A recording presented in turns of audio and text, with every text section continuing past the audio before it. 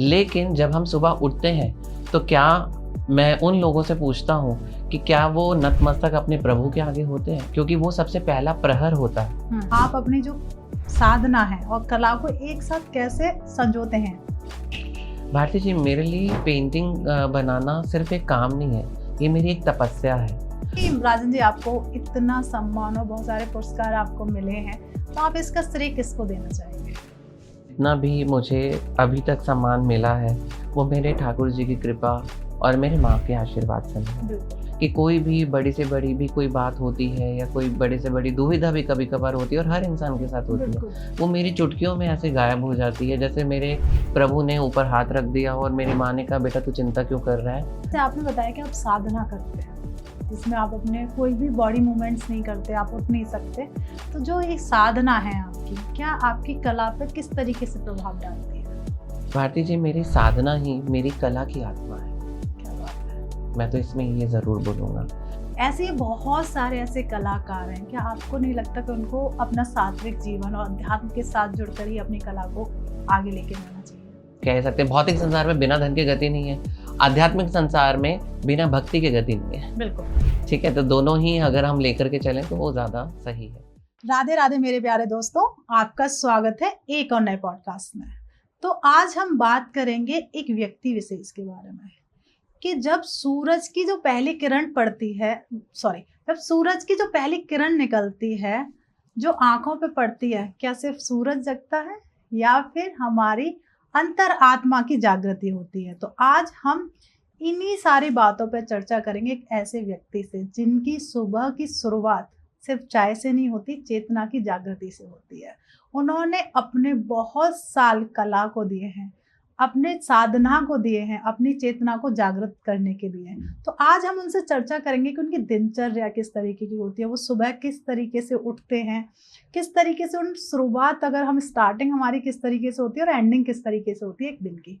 तो आज चर्चा का विषय बहुत महत्वपूर्ण है, साधना को लेके हम बात करेंगे उनके जीवन शैली को लेके। तो अब वेट नहीं कराते हो, उनके पॉडकास्ट आप हमारे साथ बहुत बार देख चुके हैं, उन्हें आप बहुत ज़्यादा पसंद भी करते हैं। एक ऐसे आर्टिस्ट, एक ऐसी कला उनके अंदर है ना, जिससे कहते हैं भक्ति भी झलकती है और साथ में उनके हाथों की वो जो बनाते हैं पेंटिंग, वाह, देखते ही मन खुश हो जाता है। तो अब आपको वेट नहीं कराते और अपने विशेष गेस्ट को आपसे मिलवाते हैं। तो स्वागत करते हैं राजन मालूजा सर का। स्वागत है सर आपका। राधे राधे क्योंकि बिना बोले राधे राधे तो मुझे लगता है इसकी शुरुआत हो ही नहीं सकती। बिल्कुल, बिना जब तक आपसे भी ना सुन ले राधे राधे मजा आता ही नहीं है। बहुत दिन हो गए कि हम मिले भी नहीं थे। हाँ जी। तो हम आज ना आपके दिनचर्या को लेके चर्चा करना चाहते हैं। आपके बारे में बहुत कुछ जाना है, सीखा है, तो सोचा कि क्यों ना आपके दिन की दिनचर्या किस तरीके से शुरू होती है। तो सबसे पहले आपकी जो सुबह किस तरीके से आप शुरुआत करते हैं अपनी सुबह की? देखिए, मेरा मानना ये है कि हर व्यक्ति सुबह उठता है, हर जीवात्मा सुबह उठती है, हर प्राणी सुबह उठता है। सिर्फ उठना ही इम्पॉर्टेंट नहीं होता ज़िंदगी में। उठने का मतलब है कि सबसे पहला प्रहर, जैसे कि अगर हम कोई भी शुरुआत करते हैं अपने जीवन की, कोई भी मकान भी बनाते हैं, मान लो कि कोई ऑफिस का भी काम वगैरह करते हैं, और दिनचर्या में भी बहुत ऐसे काम होते हैं जिसका पहला श्रेय हम भगवान को देते हैं। बिल्कुल ठीक है, अगर मान लो हमने नया कर्म किया, कोई भी नया कर्म किया, चाहे वो खाने के ऊपर है, चाहे वो किसी निर्माण के ऊपर है, या कोई भी ऐसी चीज़ हो सकती है, हम सबसे पहले ठाकुर जी के आगे ही नतमस्तक होते हैं जी। लेकिन जब हम सुबह उठते हैं तो क्या मैं उन लोगों से पूछता हूँ कि क्या वो नतमस्तक अपने प्रभु के आगे होते हैं, क्योंकि वो सबसे पहला प्रहर होता है। और सबसे पहला प्रहर में अगर आप अपने सुबह उठते ही जो इतना सुनहरा मूल्यवान एक हमें नहीं पता कि अगला क्षण भी, किसी को भी नहीं पता अगला क्षण में अगर हम हैं भी या नहीं है, तो अगर हम अगली एक नई सुबह देख रहे हैं तो आपको वो श्रेय अपने प्रभु को तो ज़रूर देना चाहिए कि हे गोविंद, हे माधव, हे मुरारी, हे जगदीश्वर, हे जगन्नाथ, आज मैं सुबह उठ करके अपनी आंखों से एक नया प्रातःकाल देख रहा हूँ, एक नई सुबह देख रहा हूँ। बिल्कुल। और इसकी जो श्रेय है, इसकी जो शुरुआत है, वो आपके चरणों से होनी चाहिए। तो अगर आपने सब कुछ ही अपने प्रभु के चरणों में डाल दिया तो वो दिन क्या, आगे के जितने भी प्रहर, जितने की भी समय, जितने भी घड़ियां हैं, वो सब आपकी अच्छी बीतती हैं। तो राजन जी, जैसे अभी आपने हमें बताया कि जो पहला पहर होता है बहुत ज्यादा मूल्यवान है। तो ऐसे ही मैं जानना चाहूंगी, जो आपकी सुबह की शुरुआत है, आप किस तरीके से करते हैं? आप कैसे प्रभु को नतमस्तक किस तरीके से करते देखिए, मैं सबसे पहले जब उठता हूँ तो उठते ही सबसे पहले अपने हाथों को देखता हूँ और हाथों को देख करके बोलता हूँ, कराग्रे वसते लक्ष्मी, कर मध्य सरस्वती, कर मूले तु गोविंदा, प्रभाते कर दर्शनम। हैं? तो इसमें कराग्रे वसते लक्ष्मी, कराग्रे वसते लक्ष्मी, इसमें लक्ष्मी का भी वास है। कराग्रे वसते लक्ष्मी, कर मूले तु गोविंदा, प्रभाते कर दर्शनम। मैं दोबारा बोलता हूँ, कराग्रे वसते लक्ष्मी, कर मध्य सरस्वती, कर मूले तु गोविंदा, प्रभाते कर दर्शनम। तो कराग्रे वसते लक्ष्मी, कर मध्य सरस्वती, तो लक्ष्मी और सरस्वती दोनों का ही आप अपनी हथेलियों पर उनका दर्शन करें। और कर मूले तो गोविंदा, मूल में हमारे गोविंद है, तो गोविंद को हम कैसे छोड़ सकते हैं? बिल्कुल। तो वो मूल में हमारे गोविंद है, तो उनको भी प्रभात में अगर हम उनका दर्शन करते हैं तो उसके बाद अपना जीवन हम आगे बिताते हैं। तो ये सबसे पहले तो ये क्रिया होती है। फिर उसके बाद हम धरती माँ को छूते हैं कि हे माँ, अगर हम उनको माँ बोलते ही हैं, प्राणी मात्र जो है उनको माँ बोलते हैं, तो माँ को सीधा हम पैर कैसे रख सकते हैं? तो सबसे पहले अपनी माँ जो है उसके चरण छुएंगे। तो सबसे पहले हम उनके चरण छूते हैं, फिर अपना कदम जो है वो, और क्षमा मांगते हैं कि हम अपना कदम आपके ऊपर रख रहे हैं, हे माँ हमें क्षमा करना। तो फिर क्या बोलते हैं, समुद्र वसने देवी, पर्वत स्तन मंडले, विष्णु पत्नी नमस्तुभ्यम, पादस्पर्शम क्षमस्व में। ये सब हमें स्कूल में सिखाया हुआ है, तो आदत पड़ी हुई है वैसे। तो हम आरएसएस जो स्कूल वगैरह हैं उसी में ही पढ़े हैं, और ये सब चीज़ें आरएसएस स्कूल में ही सिखाई जाती हैं। और तो ये हम प्रणाम करते हैं, एक वंदना करते हैं धरती माँ के सामने। फिर जब हम इसके आगे बढ़ते हैं तो स्नान आदि वगैरह करके फिर हम सूर्य देवता को अर्घ देते हैं, और बोला जाता है ओम गृणी सूर्याय नमः। और जल को जो है अपनी आंखों से देखते हैं, उसकी जो किरणें हैं, जल छोड़ा जाता है और उसकी जो धार होती है, उसमें जो रेज आती हैं, वो अपनी आंखों से उस धार को देखना चाहिए। और बोला जाता है ओम घृणी सूर्याय नमः, ऐसे बोला जाता है जी। फिर उसके बाद हम तुलसी माता को जल देते हैं। तुलसी माँ विष्णु प्रिया है, विष्णु पत्नी भी, विष्णु प्रिया भी है। तो उसमें हम मूल में जो है, उनकी जड़ या मूल में जो है हम जल और अर्पित करते हैं, फूल अर्पित करते हैं, और उनका भी आभार व्यक्त करते हैं अपने जीवन में, ताकि हमें भक्ति मिल सके। क्योंकि तुलसी माता ही जो है वो हमें भक्ति प्रदान करती है। और जीवन का परम लक्ष्य क्या है कि मनुष्य यहाँ पे आया है, तो हम सब कुछ अर्जित तो बेशक दिनचर्या हो या अपने समाज में आगे बढ़ने का रास्ता हो, तो हमें धनोपार्जन तो करना ही करना है, धन तो चाहिए ही चाहिए। और भौतिक संसार की अगर हम बात वगैरह करें तो बिना धन के तो हम कह सकते हैं भौतिक संसार में बिना धन की गति नहीं है, आध्यात्मिक संसार में बिना भक्ति की गति नहीं है। बिल्कुल ठीक है, तो दोनों ही अगर हम लेकर के चलें तो वो ज़्यादा सही है। तो तुलसी माँ को हम प्रणाम करते हैं। फिर उसके बाद जो है अपने ठाकुर जी को आरती वगैरह करते हैं, ठाकुर जी की आरती की, बांके बिहारी तेरी आरती गाऊं, ये हम कहते हैं। शंख पहले बजता है और भगवान जी को उठाते हैं, आरती करते हैं, और आरती करने के बाद प्रभु को जो भी जैसे कि मैंने बताया, पहली हर एक चीज़ जो है वो प्रभु के नाम अर्पण है, चाहे वो पहला प्रहर हो, चाहे वो कोई भी दिन की शुरुआत हो, चाहे वो भोजन भी क्यों ना हो, चाहे कोई भी ऐसी क्रियाकलाप क्यों ना हो, वो पहले प्रभु को ही अर्पण होनी चाहिए जी। तो उसके बाद जो है जो भी घर पे भोजन वगैरह बनता है वो हम प्रभु को अर्पण करते हैं कि हे प्रभु, तुमने आज इतना समर्थ शक्तिशाली बना दिया है, और आप ही प्रभु आप हमारे को खाने के लिए दे रहे हैं, और इतना अच्छे अच्छे लजीज पकवान हमारे को दे रहे हैं। तो हमारी तो, मैं तो कहूँगा कि हमारी तो इतनी औकात ही नहीं है कि हम प्रभु को कुछ दे सकें। प्रभु का दिया है और प्रभु को ही मिल जाता है, लेकिन प्रभु चाहते क्या है कि अपने हाथों से मुझे दो। है तो सब कुछ प्रभु का ही, तो वो अपने हाथों से क्यों चाहते हैं? उसमें भाव है, भगवान भाव प्रेमी है, वो भाव को खींचते हैं, भगवान भाव को देखते हैं जी। भगवान के पास तो असीमित, वो तो सर्वशक्तिमान है, करेक्ट, सर्व संपत्तिमान है, सब कुछ है, उनके चरणों में सब कुछ है।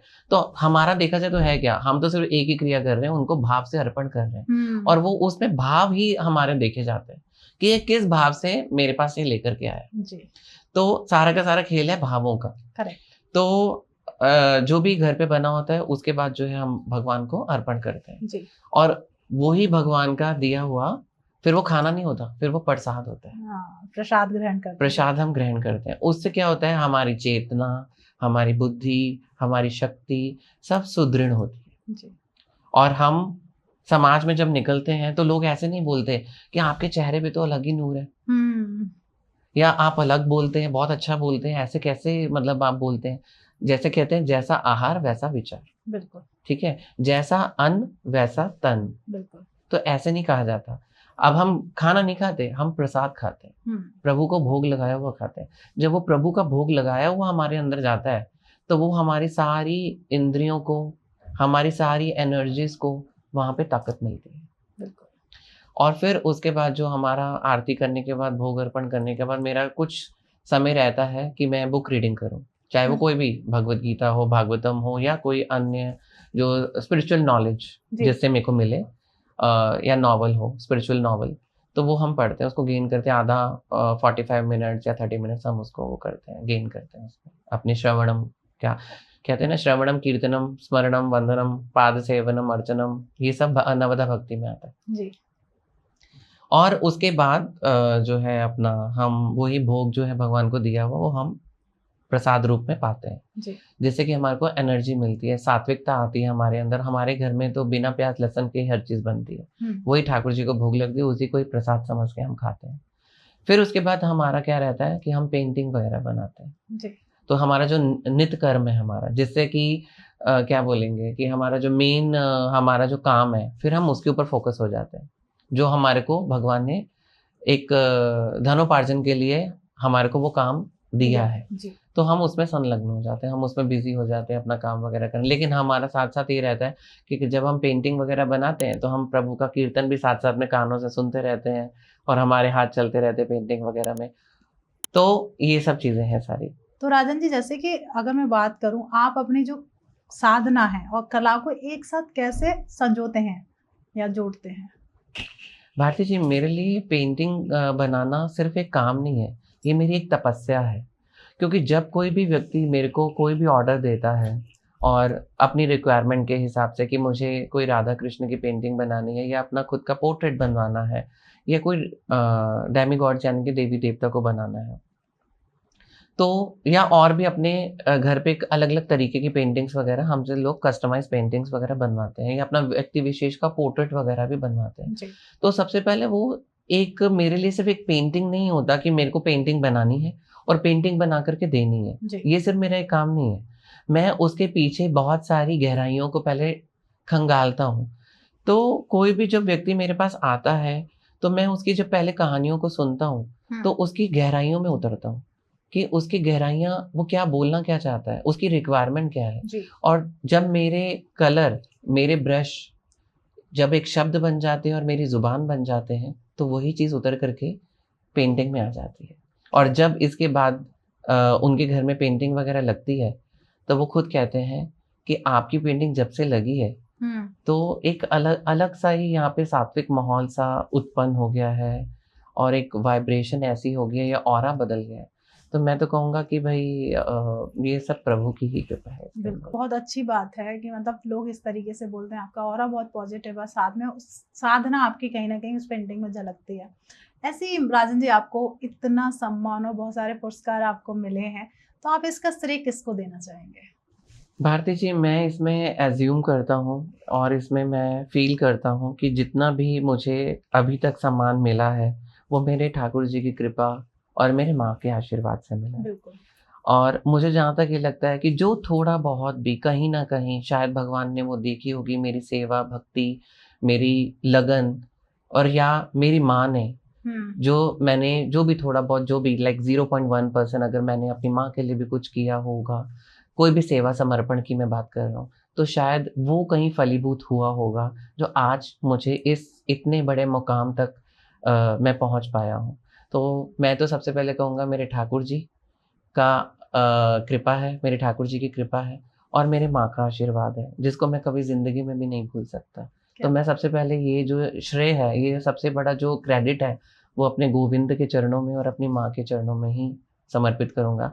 लेकिन साथ-साथ ये भी बोलूँगा कि ऐसा कोई भी क्षण नहीं था, ऐसा कोई भी पल नहीं था मेरी ज़िंदगी में कि मेरी माँ मेरे साथ ना खड़ी हो, उनके होते हुए उनके जाने के बाद भी मैं ऐसा फ़ील करता हूँ कि कोई भी बड़ी से बड़ी भी कोई बात होती है या कोई बड़ी से बड़ी दुविधा भी कभी-कभार होती है और हर इंसान के साथ होती है। बिल्कुल। वो मेरी चुटकियों में ऐसे गायब हो जाती है, जैसे मेरे प्रभु ने ऊपर हाथ रख दिया और मेरी माँ ने कहा, "बेटा तू चिंता क्यों कर रहा है?" और जैसे ही मैं ऐसा मन के भीतर अज़्यूम करता हूँ, फ़ील करता हूँ, तो वो तत्क्षण ही गायब हो जाता है। तो ये दोनों की कृपा मेरे ऊपर, मैं तो कहूँगा कि ये मेरी ठाकुर जी की कृपा है, मेरे माँ का आशीर्वाद है जो बरकरार है और मैं इसी नक्शे कदम पे चलता रहूँ। क्या बात है। तो जैसे मैंने काफ़ी आपके साथ बात भी की है, तो इतने जो बड़े-बड़े लोग हैं, सेलिब्रिटी हों या फिर मंत्री हों या फिर हमारे आर्मी के बहुत सारे व्यक्ति विशेष आपसे पेंटिंग बनवाते हैं। तो मैं जानना चाहूँगी आप ही से क्यों बनवाते हैं? भारती जी, इसमें मैं ये समझता हूँ कि अगर कोई भी व्यक्ति मेरे साथ जुड़ता है, तो जैसा कि आपने क्वेश्चन किया कि वो मेरे से ही क्यों बनवाते हैं, चाहे वो मंत्री हो, संतरी हो, चाहे वो सेलिब्रिटी हो। तो मैं जहाँ तक ये महसूस करता हूँ कि सबसे पहले तो वही चीज़ है कि मैं अपने ठाकुर जी की कृपा मानता हूँ, माँ का आशीर्वाद मानता हूँ। हुँ, और दूसरा जो मेरी दिनचर्या है, जिस तरीके से वो बहुत एक मेरे को पावर देती है। सुबह उठना और मंत्रों का जाप करना, हरे रामा हरे कृष्णा का जाप करना और मेरी अलग से भी एक साधना रहती है जो कि 1 घंटे की रहती है, उसमें ना बोलना होता है, ना कुछ बॉन्ड भी मूवमेंट वगैरह भी नहीं होती कुछ भी। तो मुझे वो एक साधना करनी पड़ती है मॉर्निंग में, ओके। जिससे कि मुझे एक एनर्जी मिलती है। क्योंकि हरे रामा हरे कृष्णा तो मैं आपको बोलूँगा कि चलते-फिरते, उठते-बैठते जो प्रभुपाद जी बोलते हैं कि जिस भी आप मुहूर्त में हो, जिस भी आप कंडीशन में हो, जैसे भी तरीके से आप बैठे हो, आप किसी भी तरीके से, हरे प्रभु का नाम है वो तो, आप किसी भी तरीके से ले सकते हो। लेकिन कुछ मेरी एक साधना ऐसी होती है जिसमें आप एक ही आपको जगह पे बैठना होता है, आप बार-बार ऐसे उठ नहीं सकते। ओके। तो कुछ अलग-अलग मंत्रास हैं, वो मैं यहाँ पे नहीं बता सकता, हुँ, हुँ। जिससे कि मुझे शक्ति मिलती है, पावर मिलती है। और दूसरा ये कि आपने कहा कि मुझसे ही क्यों बनवाते हैं, तो शायद कहीं न कहीं उनको मेरी बोली से, मेरे बर्ताव से, मेरे हाव-भाव से, मेरे बात करने से, उनको एक पॉज़िटिव एनर्जी मिलती होगी कहीं न कहीं, या उनको ऐसा फ़ील होता होगा कि मतलब मेरे से कोई बात कर रहा है कि हेलो राजन जी, मेरे से फर्स्ट टाइम कोई बात कर रहा है। हेलो राजन जी, हमने आपसे पेंटिंग बनवानी है। तो मेरा बोलने का स्टाइल, मेरा बात करने का स्टाइल, जो मेरा ऑरा है वो कहीं न कहीं कैच करता होगा लोगों को। और मैंने ये चीज़ अज़्यूम करी है कि अच्छी जहाँ पे चीज़ें होती हैं ना, वहाँ लोग उसी तरफ खींचे चले आते हैं। मैं ये नहीं कह रहा कि मैं अच्छा हूँ, लेकिन वो दूसरे वाला ही बता सकता है। अब मैं यहाँ पे बोल रहा हूँ और आप सुन रहे हो, तो आप मेरे को अज़्यूम करोगे। मुझे अज़्यूम करोगे और मुझे अज़्यूम करके ही एक अपने माइंड में छवि आपकी जाएगी कि राजन मालूजा का बोलना, राजन मालूजा का सोचना, राजन मालूजा का पेंटिंग बनाना किस तरीके से कैसा है। बिल्कुल। सिर्फ़ पेंटिंग तो बहुत कलाकार और भी बनाते हैं, लेकिन पेंटिंग बनाना ही एक मतलब नहीं होता। हुँ, पेंटिंग से उसके बैकग्राउंड में भी जाना पड़ता है कि पेंटिंग बनवा किससे रहे हो। राइट। पेंटिंग में भाव जाते हैं, जैसे कि एक मैं दोबारा भी एक वाली ये पहले भी बोलूँगा, सॉरी, ये वाली बात मैं अभी भी बोलूँगा जो मैंने पहले भी बोली थी, कि जैसे कोई भी अगर आप खाना वगैरह खाते हो, गृहिणी जो होती है घर पे खाना बनाती है, वो अपने हाथों से खाना बनाती है और अगर उसकी सोच बहुत हुँ, अच्छी हो हुँ, और वो प्रभु का नाम लेकर के बना रही हो या बना रहा हो, और अगर प्रभु का नाम लेकर के बना रहे तो उसकी सारी चेतना उसके अंदर चली जाती है। बिल्कुल। ठीक है? तो जब हम कोई भी प्राणी या कोई भी गृहिणी, चाहे वो व्यक्ति है या स्त्री है, पुरुष है, अगर अपने घर में खाना वगैरह बना रहा है और अगर अच्छी चेतना से बना रहा है, तो वो सारी अच्छी चेतना जो होती है, वो खाने में जाती है। और जब कोई भी व्यक्ति अगर सात्विक, खुद भी सात्विक रहता है और सात्विक होकर के खाना बना रहा है और प्रभु को खाना खिला रहा है अपने हाथों से और दूसरों को भी वही प्रसाद के रूप में दे रहा है, तो सोचो उसके अंदर शक्ति बढ़ गई। बिल्कुल, करेक्ट। ठीक है ना? आप हाँ। ये चीज़ को आप समझ सकते हो। तो उसके अंदर शक्ति बढ़ गई। ऐसे ही हमारी पेंटिंग है। हुँ, तो अगर हम सात्विक तरीके, मैं सात्विक जीवन ही बिताता हूँ। मैं प्याज़ लहसुन नहीं खाता, ना कोई गलत चीज़ें, ना कोई शराब, ना कोई मांस, ना कोई, ये तो बहुत दूर-दूर तक की बात है। हम जो प्याज़ लहसुन नहीं खाते, तो ये तो हम सोच ही नहीं, द्वारा जिनकी दिनचर्या ही हमारी सुबह ब्रह्म मुहूर्त में ऐसी होती है और रात को सोते समय भी हम ये करते हैं कि हे प्रभु आपका चिंतन करके ही हम विश्राम करें। तो ये चेतना का एक माहौल है जिसमें व्यक्ति को जीना चाहिए। बिल्कुल, तो मेरा मानना ये है कि शायद यही चीज़ है जो लोगों को कनेक्ट करती है। करेक्ट। और जब लोग कनेक्ट होते हैं, वो चाहे 100 लोगों पे बात वगैरह कर लें, वो कहीं ना कहीं मैंने ये अपने पिछले 10-12 के एक्सपीरियंस से एज्यूम किया है कि लोग बेशक दूसरी जगह पे जाएंगे, लेकिन लास्ट में मेरे पास आते हैं और कहते हैं बनवानी तो राजन जी आपसे ही है। तो मैं कहूँगा कि भाई मैं अपने ऐसा नहीं बोलूंगा कि मैं उनको बोलूंगा, लेकिन मैं अपने मन में ये सोचता हूँ कि ऐसा क्या है कि बनवानी तो आपसे ही है। क्या बात है, बहुत अच्छी बात है कि लोग वापस आके आपसे ये बोलते हैं। एक बहुत ही अच्छा मूवमेंट होता होगा। जैसे आपने बताया कि आप साधना करते हैं, जिसमें आप अपने कोई भी बॉडी मूवमेंट्स नहीं करते, आप उठ नहीं सकते, तो जो एक साधना है आपकी, क्या आपकी कला पे किस तरीके से प्रभाव डालती है? भारती जी, मेरी साधना ही मेरी कला की आत्मा है। क्या बात है। मैं तो इसमें ये जरूर बोलूंगा, जब मैं मंत्रों का उच्चारण करता हूँ तो अपने अंदर वो शक्ति तो महसूस करता ही करता हूँ। जब कहते हैं ना कि एक मोबाइल चार्जिंग पे लगाओ तो अभी 5% है, कुछ समय के बाद चार्जिंग होने के बाद वो 100% हो जाता है। ठीक है, ऐसे ही है जब हम मंत्रों का जाप करते हैं तो हम अपने आप को चार्ज करते हैं। तो जब हम चार्ज करते हैं तो हमारी अंदर एक बैटरी लगी हुई है, तो वो बैटरी जब चार्ज हो जाती है और वो भी दिव्यता के साथ चार्ज हो जाती है, सात्विक तरीके से चार्ज हो जाती है, आध्यात्मिक माहौल से चार्ज हो जाती है और दैवीय शक्ति से चार्ज हो जाती है, तो हम सिर्फ वो ही चार्ज नहीं होती, हमारे अंग प्रत्यंग चार्ज हो जाते हैं, हमारा शरीर चार्ज हो जाता है।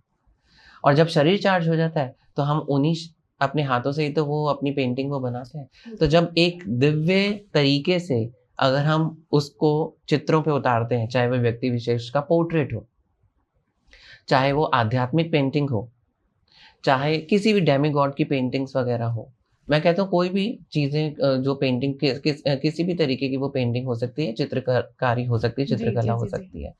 बट जब हम अपने एक दिव्य स्तर पे आकर के अगर हम उस चित्रकारी को करते हैं तो सबसे पहले क्या करते हैं, हम अपने आप को खुद को चार्ज करते हैं, ताकि वो चार्जिंग, वो फीलिंग, वो तेज, वो एक शक्ति हम उसके अंदर भी महसूस कर सकें, डाल सकें। तो जब हम खुद चार्ज हो जाते हैं तो हम पेंटिंग को भी चार्ज करते हैं। क्या बात है, वो भी हाँ। तो जब पेंटिंग को भी अपने हाथों से जब बनती है, और कानों से क्या हो रहा है तब भी मैं आपको बताऊं, मैंने आपको इससे पहले वाले में भी ये वाली चीज बोली थी कि हम कानों से श्रवण करते हैं। श्रवण क्या करते हैं, कीर्तन सुनते हैं, राम नाम जप हो गया, कृष्ण कोई भी हो गया, मतलब लाइक ओम नमो भगवते का वासुदेवाय का जाप हो गया, या विट्ठल भगवान का मुझे बहुत पसंद है, विट्ठल विट्ठल विट्ठला हरि ओम विट्ठला, तो वो मुझे बहुत पसंद है। तो जब मैं सुनता हूँ तो मैं भाव विभोर हो जाता हूँ और मेरे को लगता है कि बंद ही ना हो, ये बस चलता ही रहे, चलता ही रहे, चलता ही रहे। बहुत ऐसे अपने अलग अलग आपको भी अच्छे लगते होंगे, कभी कुछ अच्छा लगता होगा, कभी कुछ अच्छा लगता है। तो कभी ओम नमो भगवते वासुदेवाय, कभी विट्ठल भगवान का, और कभी पांडुरंगा, वही पांडुरंगा विट्ठला, और कभी राधा रानी का, कृष्ण भगवान का। तो अलग अलग हम बदल बदल करके सुनते रहते हैं, तो हमारा उसी में माहौल, हमें पता ही नहीं चलता समय कब बीत गया। क्या बात है। और वो पेंटिंग बनती रहती है, बनती रहती है। तो इसका मतलब ये है कि वो एक सात्विक माहौल में पेंटिंग बन रही है। तो जब वो पेंटिंग, मैंने ये देखा है कि कभी भी किसी व्यक्ति के घर में पेंटिंग जाती है तो वो खुद व्यक्ति ऐसा बोलता है, तो मैं कहूँगा कि ये मेरा तो कोई श्रेय है ही नहीं, मेरे ठाकुर का श्रेय है इसके अंदर। वो जो शक्ति मेरे को, मेरे अंदर कहीं ना कहीं आ रही है, वो एक मोबाइल जैसे चार्ज होता है, तो वो कहीं ना कहीं मंत्रों से मैं भी चार्ज होता हूँ। तो मैं जब अपने आप को चार्ज कर लेता हूँ तो वो मेरे हाथ कहीं ना कहीं फिर चलते हैं उस तरीके से ऐसे। तो जब वो चलते हैं, जब वो पेंटिंग चली जाती है, तो वो कहीं ना कहीं अपना एक प्रभाव, अपना एक ऑरा, अपना एक वाइब्रेशन वहाँ की एटमॉस्फेयर पे प्रकट करती है। क्या बात है, मतलब एक तरीके से ये बात होगी कि आजकल आपने भी एनर्जीज का बारे में सुना होगा कि हम किसी चीज को चैनलाइज कर देते हैं, उसके अंदर एक एनर्जी डाल देते हैं। हाँ जी। तो जो मैं अभी समझ पाई हूँ आपके साथ, आपकी साधना, आपकी दिव्यता कहीं ना कहीं पेंटिंग को चैनलाइज कर देती है, जिससे उसके घर, किसी के भी घर में जाके लगती है तो वो एक पॉजिटिव एनर्जी क्रिएट करती है। ऐसे ही अभी जब भी मैं आपसे बात करती हूँ, पॉडकास्ट करती हूँ, तो हमेशा ना आपकी माता जी के बारे में मैंने सुना है, आपकी माँ को लेके काफी आप भाव विभोर हो जाते हैं। तो मैं जानना चाहूंगी आपकी माता जी का आपके जीवन और साधना में क्या योगदान रहा है? भारती जी, देखो, ये तो मैं सिर्फ आपको बता सकता हूँ, आप शायद इसको फील कर सकते हैं, लेकिन उस फील को मैंने जिया है। बिल्कुल। क्योंकि माँ हमेशा मेरे साथ ही रही है, और हर व्यक्ति की माँ उसके साथ रहती है, आपकी माँ भी आपके साथ रहती है। आप अगर अपनी माँ के बारे में मुझे बताओगे तो मैं फील कर सकता हूँ कि आप, लेकिन जो जिया है आपने अपनी माँ के साथ, जो आपने एक अंतरंग बहुत सारी चीज़ें इकट्ठे रह करके करेक्ट। आपने उनके साथ जो सपने संजोए हैं, जो आगे बढ़ने के लक्ष्य हासिल करने के लिए आपने बहुत एक लक्ष्य बनाए हैं। हर व्यक्ति, हर बच्चा अपनी माँ से शेयर करता है। तो मैंने भी वो लक्ष्य, वो संघर्ष, वो अपनी माँ से सब चीज़ें हर बच्चा जब शेयर करता है तो मैंने भी शेयर की है। तो कौन ऐसी माँ नहीं होगी जो आशीर्वाद ना दे? तो वो आशीर्वाद के तौर पे चाहे वो उस वक़्त या इस वक़्त, मैं तो ये कहूँगा। और थोड़ा बहुत इससे पहले फ्लैशबैक में ज़रूर जाऊँगा कि कोई भी ऐसा समय नहीं, कोई भी ऐसा क्षण नहीं, कोई भी ऐसा माहौल नहीं कि जिसमें मेरी माँ ने मेरा साथ ना दिया हो। चाहे सर्दी हो, चाहे तूफ़ान हो, चाहे गर्मी हो, सर्दी हो, तूफ़ान हो, आँधी हो, सुनामी भी क्यों ना हो, हर पल आपके हर साथ रहे। पल वो एक ढाल बन कर के मेरी ज़िंदगी मेरे साथ वो रही हैं। क्या बात है। ऐसा कोई पल नहीं गया, मैं ये समझता था कि कैसा भी कैसा, चाहे तूफ़ान आए, आँधी आए, और हर किसी की ज़िंदगी में आता है, चाहे सुनामी आए, चाहे छोटी एक आँधी भी आकर के निकल जाए, वो हर पल मेरे आगे एक ढाल बन कर के खड़ी रही है, हमेशा। क्या बात। तो वो मेरे लिए एक पूजनीय है, वो मेरे लिए एक देवी है, वो देवी स्वरूपा है मेरे लिए। जी। तो उनको, उनकी हम कहते हैं कि हम कभी देनी दे नहीं सकते। उनकी हम देनी कभी दे नहीं सकते, चुका ही नहीं सकते। हम कितना भी कुछ ना कुछ क्यों ना कर लें, हम उनकी देनी दे नहीं सकते, कर्ज़ उनका हम चुका नहीं सकते। चाहे कितना भी हम कुछ क्यों ना कर लें, बड़ी से बड़ी चीज़ें भी कर लें, लेकिन जो उन्होंने किया हमारे लिए, वो हमारा इतना भी नहीं गिना जाएगा, और जो उन्होंने हमारे लिए इतना किया, चाहे वो इतना हो, वो इतना ही होगा, क्योंकि वो उन्होंने किया। करेक्ट। और तो कोई ऐसा समय, कोई ऐसा पल, कोई ऐसा क्षण ऐसा नहीं है कि वो मेरी ज़िंदगी में ढाल ना बनी हो। तो वो मेरे लिए सच में एक पूजनीय, एक देवी है मेरे लिए, वो एक वंदनीय है। मैं जब छोटा था तो मैं अपनी दादी जी के साथ मंदिर जाता था, जी। और कभी मैं वामन अवतार के रूप में वो मेरे को बनाते थे, एक क्या बोलते हैं उनको? मतलब करेक्टर आपको। कैरेक्टर। हाँ। तो कभी मैं मंदिर जाता था तो कभी वामन देव के रूप में मुझे कैरेक्टर दिया जाता था कि आपने ये बनना है। कभी राधा कृष्ण बनने के लिए तो मुझे कृष्ण बनाया जाता था, और एक लड़की को लाया जाता था कि तुमने राधा बनना है। तो हमने ये भी किया है। तो वो, और कथा में भी बैठते थे हम, जब जी। भागवत की कथा होती थी तो वो माहौल एक बन जाता था। तो धीरे-धीरे अपनी दादी जी के साथ उठ बैठ करके, दादी जी के संग में रह करके, और मेरी माँ भी अंदर से सात्विक थी, बहुत ज़्यादा सात्विक थी, और उनको सात्विक माहौल में रहना बहुत ज़्यादा पसंद था। और भक्ति करना, पाठ पूजा करना, माला करना, उनको अंदर से बहुत इन सब चीज़ों का कह सकते हैं शौक था, या उनकी एक भावना जागती थी प्रभु के प्रति। तो वो चाहती थी कि मैं इसमें आगे, भक्ति में आगे मैं बढ़ूँ। वही देख-देख करके जो है हम भी आगे बढ़े हैं। मैं बचपन से ही, मैंने जैसे आपको बताया है कि 5th या 6th क्लास में था मैं, तो मैं दीवारों पे गणपति, मैं बहुत बार बोल चुका हाँ, हूँ, बहुत बार दीवारों पे डिस्कस गणपति किया है। जी, हाँ। हाँ, देवी-देवता बनाता था। उसका रीज़न ही यही है कि मैं बचपन में अपनी दादी जी के साथ मंदिर-मंदिर घूमता था। कभी मुझे वामन बनाया जाता था देवता, कभी मुझे कृष्ण भगवान बनाया जाता था। तो भागवत कथा में भी बैठते थे, तो वो हम सुनते थे। तो वो फिर रुझान भी उस तरीके से बढ़ता चला गया, और जब हम आध्यात्मिक किताबों को खोलते थे तो उसमें भी चित्र वगैरह होते थे, तो उसमें कभी भगवान के, राधा कृष्ण के झूलन, कभी सुदामा जी के पैर पखार रहे हैं भगवान, बहुत सारे चित्र थे, कालिया दमन, पूतना वध। तो ऐसे देख-देख करके हमारा मन करता था हम यही बनाएँ। तो वो हाँ। कला की प्रैक्टिस भी होती गई, साथ में भक्ति की भी प्रैक्टिस होती गई, दोनों प्रैक्टिस होती चली गई। क्या बात है। जब आज मुझे ऐसा फ़ील होता है भारती जी, जी। जब मैं आरती करता हूँ, जब मैं शंख बजाता हूँ, जब मैं माला करता हूँ, तो मुझे ऐसा लगता है कि मेरे पीछे सोफ़े पे मेरी माँ बैठी हैं, क्योंकि उस वक़्त भी मैं एज़्यूम करता था। जी। मेरी माँ पीछे बैठी थी तो मैं ही आरती करता था। और आज जब मैं आरती करता हूँ, शंख बजाता हूँ, मुझे ऐसा फ़ील होता है वो पीछे बैठी हुई हैं। ओह! सच सो में, नाइस। सच में, मैं दिल से ये वाली बात कह रहा हूँ। मुझे ऐसा लगता है कि वो पीछे सोफ़े पे बैठी हैं और मुझे देख रही हैं। क्या बात तो वो मेरे को ऐसा लगता है कि वो ब्लेसिंग दे रही है है। कि बेटा आगे बढ़। क्या बात है। बहुत अच्छा लगा, और काफ़ी एक अलग ही फीलिंग थी जब आप अपनी माँ के लिए बात कर रहे थे। फेस पे एक अलग एनर्जी, और मूवमेंट्स और शब्दों में भी एक अलग ही एनर्जी थी। जैसे राजन जी, अभी हमने आपकी दिनचर्या के बारे में जाना, जिस तरीके से आप एक साधनापूर्ण और सात्विक जीवन बिता रहे हैं, क्या आपको नहीं लगता कि जो कलाकार हैं उनको भी कहीं ना कहीं आध्यात्मिक जीवन से जुड़ना चाहिए और आध्यात्मिक होना चाहिए। जैसे राजन जी, मैंने अभी आपके बारे में, हम जब से पॉडकास्ट कर रहे हैं आपकी जीवन शैली के बारे में मैंने देखा, आपकी दिनचर्या के बारे में, तो आप एक साधनापूर्ण व्यक्ति हैं और साथ में सात्विक भी हैं और पूरा दिनचर्या आपकी इसी तरीके से चलती है। ऐसे बहुत सारे ऐसे कलाकार हैं, क्या आपको नहीं लगता कि उनको अपना सात्विक जीवन और अध्यात्म के साथ जुड़कर ही अपनी कला को आगे लेके जाना चाहिए? देखिए, मैं ये मानता हूँ कि जो मेरी कला है वो सिर्फ, ये मेरी कला नहीं, सिर्फ कला ही अगर मैं बोलूँ तो कला सिर्फ हाथों से नहीं बनती है, कला आत्मा की गहराई से बनती है। और आत्मा जब तक आपकी शुद्ध नहीं है, आत्मा जब तक आपकी सात्विक नहीं है, तो चाहे रंग बाहर के भी कितने सुंदर क्यों ना हो, वो जब कैनवस के ऊपर पड़ते हैं तो वो दोनों में सुंदरता आनी चाहिए। तो मन से सात्विकता निकलती है, हाथों तक जाती है और हाथों से वो रंगों में बिखेरी जाती है कैनवस के ऊपर। तो ये एक प्रोसेस है एनर्जीज का ट्रांसफर होने का, कि हम एनर्जीज ट्रांसफर कर रहे हैं। ठीक है, एक एनर्जी दूसरी को ट्रांसफर करती है, दूसरी से तीसरी। यहाँ पे अगर करंट है तो अगर मैं टच करूंगा मुझे करंट लगेगा, उसका आभास होगा, उसकी फील होगा। तो ऐसे ही जब हम अपने मंत्रों से अपनी ऊर्जा को और पावरफुल करते हैं, उसको और ऊंचा लेकर के जाते हैं, उसको नीचे कंप्रेस नहीं करते बल्कि हम उसको ऊंचा उठाते हैं। कैसे उठाते हैं? जैसे कि अभी मैंने पहले भी बोला था कि जैसे एक मोबाइल चार्ज होता है तो उसकी बैटरी बढ़ जाती है चार्ज होने पे। क्या आप कम बैटरी पे मोबाइल फोन कितनी देर तक चला लोगे? थोड़ी देर के लिए। और आपके दिमाग में ये भी चीज आएगी, अरे मोबाइल इतना रह गया है, मेरी बात हो भी पाएगी या नहीं भी हो पाएगी, होता है ना, तो आपका ध्यान कहाँ होगा।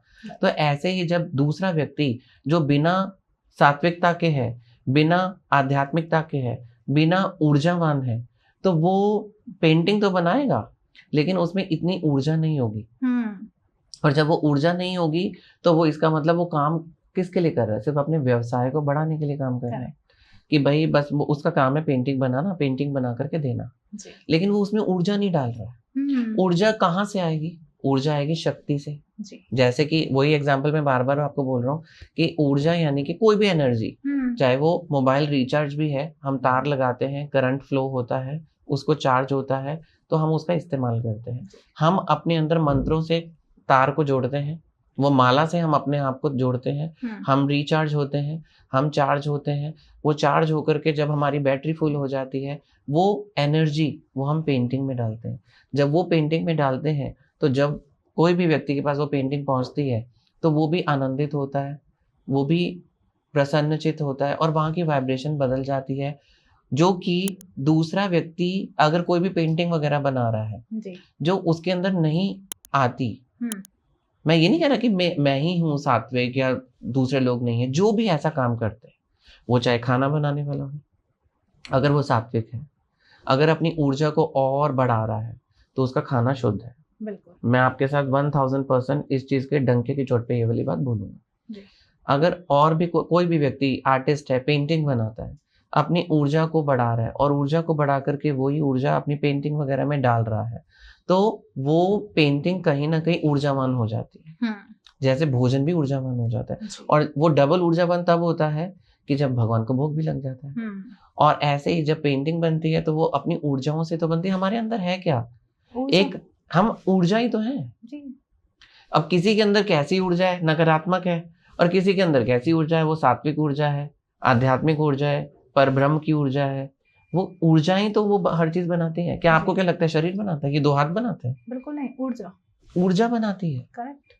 और जो ऊर्जा होती है वो कैसी ऊर्जा होती है? एक सात्विक ऊर्जा। तो हम कहते हैं नहीं, इसे क्यों लोग बोलते हैं क्लाइंट कि भाई इन्हीं के हाथों से ही बनवाना, मैं अपना नाम भी नहीं लूंगा, इन्हीं के हाथों से बनवाना। जिनकी एनर्जी अच्छी है, इनके अंदर ऊर्जा बहुत, वो कनेक्ट हो जाती है। करेक्ट। और वो आपके लहजे से आपको दूसरों को पता चल जाता है। जी। जैसे आप बात करते हैं, आप किसी की बात को पहले सुनते हैं, सुन करके बोलते हैं। ऐसे नहीं कि सुना, थोड़ा सा सुना, बोलने फटफट बोलने लग गए, ऐसा नहीं होता। पहले सुनो, फिर वो क्या कहना चाहता है समझो, उसके अंदर की जीवन भावनाओं को समझो, उसके अंदर की गहराइयों को समझो, उसकी कहानी को समझो। जब उसकी गहराइयों को मैं तभी तो अपने अंदर वो अपने क्लाइंट की बातों को, उनकी जीवंत कहानियों को अपने अंदर उतारता हूँ, उनकी कहानियों को सुनता हूँ। उनके अंदर फीलिंग्स जो भी हैं उनको सुन करके वही उसका जवाब मैं उनको रिप्लाई में देता हूँ। और उसका रिप्लाई 2 तरीके से देता हूँ, अपनी ज़ुबान से भी देता हूँ और उसका रिप्लाई पेंटिंग बना करके भी देता हूँ। और जब वो सैटिस्फाइड हो जाते हैं, तो वो कहते हैं कि वाह! हम आनंदित हो गए। मज़ा आ गया, मज़ा आ एक गया। अलग ही एनर्जी आ गई। तो कोई भी काम करो, मैं तो ये कहता हूँ शुद्ध मन से करो, सात्विक तरीके से करो, गलत आचरण मत करो और गलत आचरण करके कोई भी क्रियाकर्म ऐसे मत करो कि जिससे कि वो भाव कहीं न कहीं एनर्जीज़ ही हम ट्रांसफ़र करते हैं और वो एनर्जीज़ सिर्फ़ पेंटिंग में नहीं, वो हर चीज़ में जाती है। बिल्कुल। खाना बनाना हो, पेंटिंग बनानी हो, मैं कहता हूँ दुनिया जहान के कोई भी काम वगैरह क्यों ना हो, वो एनर्जीज़ ही आगे ट्रांसफ़र होती हैं। बिल्कुल। तो जब आप अच्छे मन से, शुद्ध मन से, सात्विक तरीके से अगर आप काम वगैरह करते हैं, तो वो एनर्जीज़ आगे जाती हैं। जब एनर्जीज़ आगे जाती हैं, तो वो कहीं न कहीं फलीभूत होती हैं, जो अपना रूप रंग दिखाती हैं। क्या बात है!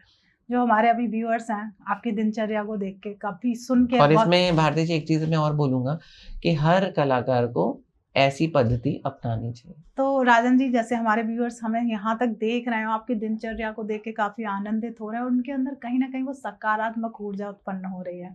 तो आप हमारे व्यूअर्स से कुछ कहना चाहेंगे, उन्हें कुछ मैसेज देना चाहेंगे? इस पॉडकास्ट को देखने वाले जितने भी हमारे व्यूअर्स हैं, मैं उनको ये वाली चीज़ ज़रूर बोलूँगा कि हम सबके अंदर एक एनर्जी है। अब उस एनर्जी को सबसे पहले समझने की बहुत ज़रूरत है। समझ करके आप उस एनर्जी को बढ़ाइए। वो किस तरीके से बढ़ाइए? सात्विक तरीके से या नकारात्मक तरीके से। बहुत लोग होते हैं कि हर चीज़ में गलत सोचना, नकारात्मक भाव करना, तो ऊर्जा नकारात्मक हो जाती है। ऐसी अपनी एनर्जी को, जो हमारे अंदर एनर्जी, प्रभु ने वो एनर्जी ऊपर से कहीं न कहीं एक विदाउट वायर एक एनर्जी हमारे अंदर आ रही है, जिसे हम बोल रहे हैं। अगर मेरे हाथ हिल रहे हैं तो ऐसे नहीं हिल रहे हैं, मैं बोल रहा हूँ तो ऐसे नहीं बोल रहा, मेरे अंदर एनर्जी है, वो फ्लो है। वो कहाँ से आ रहा है? वो ऊपर से आ रहा है। हम सबके अंदर, आपके अंदर भी, हमारे अंदर भी। उस एनर्जी को और एनहांस कीजिए। वो कैसे एनहांस हो सकती है?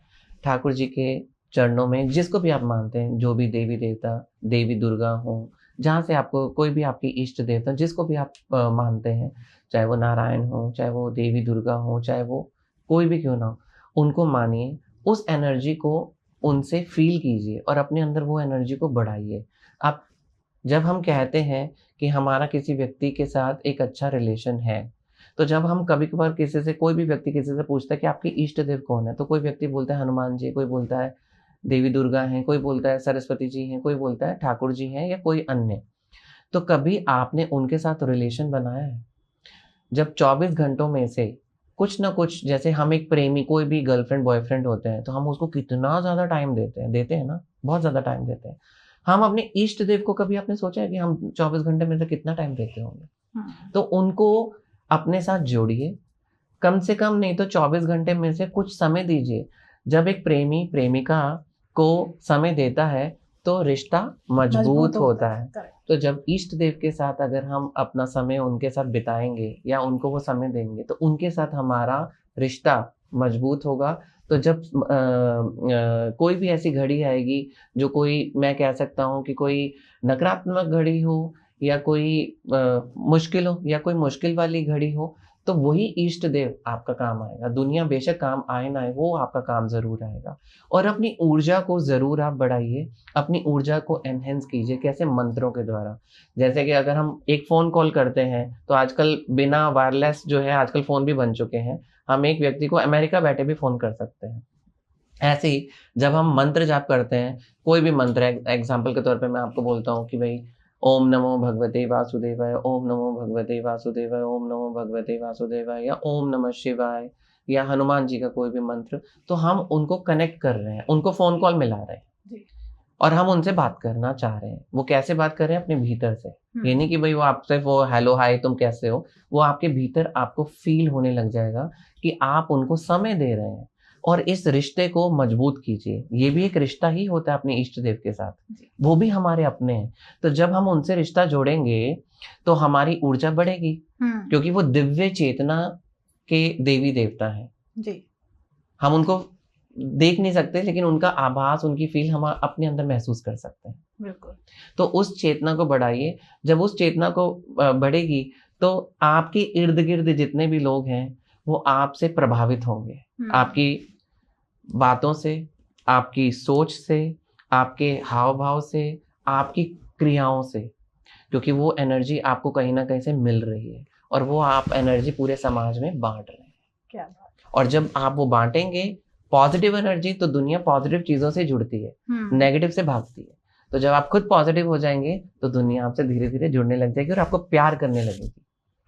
तो जुड़िए, और अगर हम किसी से रिश्ता बनाते हैं, गर्लफ्रेंड, बॉयफ्रेंड या कोई भी बाहर का कोई भी रिश्ता, तो अपने इष्ट देव से भी अपना रिश्ता बनाइए, अपने प्रभु से भी अपना रिश्ता बनाइए और कुछ समय अपना उनको दीजिए पूरे 24 घंटों में से, और वो ऊर्जा अपने अंदर महसूस कीजिए। वो ऊपर से आपको ऐसा आशीर्वाद देंगे कि आप सोच भी नहीं सकते कि आप धीरे धीरे कहाँ तक बढ़ सकते हैं जीवन में, और आपको पता भी नहीं चलेगा। क्या बात है। और thank you so much Rajan ji, आप यहाँ आए और काफ़ी अच्छा लगा। आज हमने एनर्जीज के बारे में बात की है और काफ़ी आपके जीवन के बारे में, दिनचर्या के बारे में जाना है, तो उसके लिए तहे दिल से thank you so much. Radhe Radhe. Radhe Radhe. हमारी जो ऑडियंस है उसका काम बनता है कि जितना ज़्यादा हो जाए इस पॉडकास्ट को अपने फ्रेंड्स और फैमिली के साथ शेयर कर दीजिए, क्योंकि ये एक ऐसा पॉडकास्ट है जहां आप खुद एक एनर्जी फील करेंगे, ऊर्जावान फील करेंगे कि क्या सच में हमारे अंदर एनर्जी होती है, क्या सात्विक एनर्जी होती है। और सबसे बड़ी बात, आप यहाँ तक आए, हमें सुन रहे हैं, उसके लिए तहे दिल से थैंक यू सो मच कि आपने हमें सुना, समझा, हमारी हर फीलिंग्स को बहुत अच्छे से फील किया। फील करने के बाद बहुत सारे सवाल आपके दिमाग में आ रहे होंगे, उन सवालों को वेस्ट मत करिए। हमारे कमेंट बॉक्स खुला हुआ है, वहाँ पे कमेंट डालिए और उसका आंसर, कैसे ऊर्जा महसूस होती है, कैसे दिनचर्या होना चाहिए, कैसे सात्विक होना चाहिए, बहुत सारे आपके दिमाग में चल तो रहा होगा, उन्हें वेस्ट मत करो। दिमाग में जो विचार आता है थोड़ी देर ठहरेगा फिर चला जाएगा, तो उस विचार को रोको, लिखो, टाइप करो, कमेंट करो, उसका आंसर राजन जी या राजन जी की टीम आपको देगी। नहीं वहाँ से मिल पाता, कभी ऐसा होता है बहुत ज़्यादा बिजी होते हैं, तो हमारी टीम आपको उसका आंसर देगी ही देगी। और प्लीज़ चैनल को आप सब्सक्राइब नहीं करते हैं, जैसे राजन मालूजा जी से आप जुड़ना चाहते हैं तो बहुत आसान है इनसे जुड़ना। बस आपको क्या करना है, इंस्टाग्राम तो आप रोज़ यूज़ करते ही हैं, उसमें आप लिखिए सर्च वाले ऑप्शन में जाके राजन मालूजा आर्ट, तो सबसे पहले आपको वहाँ पे राजन जी का सबसे टॉप पर आ रहा होगा, आपने पहले फॉलो कर लीजिए जाके, फिर उनके बारे में सर्च करिए, उनकी ऊर्जा को महसूस करिए। तो बाकी का अगर नहीं टाइप कर पा रहे तो हमारी स्क्रीन पर सर का पूरा इंस्टाग्राम आईडी शो हो रही है, फेसबुक आईडी और यूट्यूब भी, उनका हम लिंक डिस्क्रिप्शन में डाल देंगे, वहाँ से जाके उन्हें आप फॉलो करिए, सब्सक्राइब करिए और बहुत ज़्यादा अपना प्यार उनके साथ बांटिए। एक फैमिली बनिए उनकी, और उनकी फैमिली में एक मेंबर होंगे आप तो और ज़्यादा अच्छा लगेगा। मिलते हैं एक नए एपिसोड में, जब तक आप अपने घर में स्वस्थ रहिए, मस्त रहिए, अपनी ऊर्जा को इन्हांस करते रहिए। राधे राधे। राधे राधे।